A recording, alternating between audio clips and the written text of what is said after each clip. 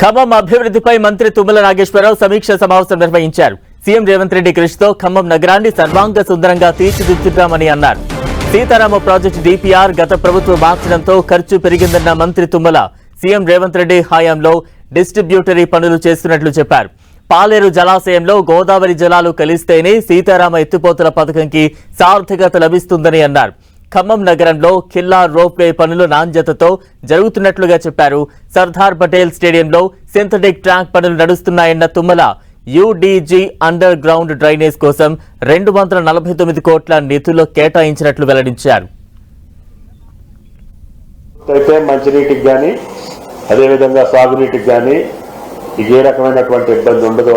మన ఖమ్మం పట్టణానికి సంబంధించి ఖిల్లా రోప్వే అది కూడా ల్యాండ్ ఎక్విజిషన్ అంతా కంప్లీట్ చేశాం. ఫౌండేషన్ వర్క్ కంప్లీట్ అవుతుంది.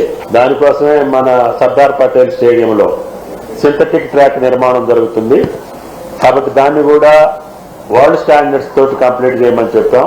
ఈ చెరువుల నుంచి వచ్చేటువంటి వర్షం మొత్తాన్ని కూడా కిందికి మునేరులోకి పంపించడానికి కెనాల్ కూడా పనులు జరగాలి. కాబట్టి ఈ పైప్ లైన్ ఇమీడియట్ గా పూర్తి చేయమని చెప్తాం. మరి ప్రభుత్వ భూమి ఒక 5-6 ఎకరాలు ఉంది. దాన్ని శిల్పారామంగా హైదరాబాద్ లో ఏదైతే శిల్పారామం ఇప్పుడు అన్నిటికీ ఉపయోగపడుతుందో ఆ రకంగా శిల్పారామాన్ని ఒకటి తయారు చేద్దామని అనుకున్నాం. అక్కడికి హ్యాండ్ ఓవర్ చేయడం జరిగింది. అదేవిధంగా కేబుల్ బ్రిడ్జి అది కూడా మార్చికి కావాలి. కానీ మొన్నటి వర్షాల వల్ల కొద్దిగా డిలే అయిందని చెప్పి 2-3 months అడిగారు. కనీసం జూన్ కల్లా కంప్లీట్ చేయమని చెప్పి అడగడం జరిగింది. దాన్ని కూడా మీ ముందు ఉంచుతున్నాం. అది కూడా ఖమ్మం పట్టణానికి ఒక మణిహారంగా